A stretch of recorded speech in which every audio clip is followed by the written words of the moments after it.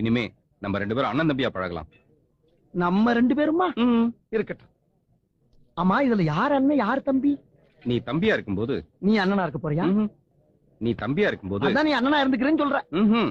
நீ தம்பியா இருக்கும்போது நீயே தம்பியா இருக்கு. ஐயோ, கொத்தா இருக்க முடிய கூவமாக்கி குழப்பி நாரடிக்கிறியே. அடிச்ச குவாட்டர் வேற அட்ரஸ் இல்லாம போயிடுச்சடா. அடுத்து வாங்குறதுக்கு துட்டுலயே நான் என்ன பண்ணுவேன்? நீ ஒன்னும் ஃபீல் பண்ணாதப்பா.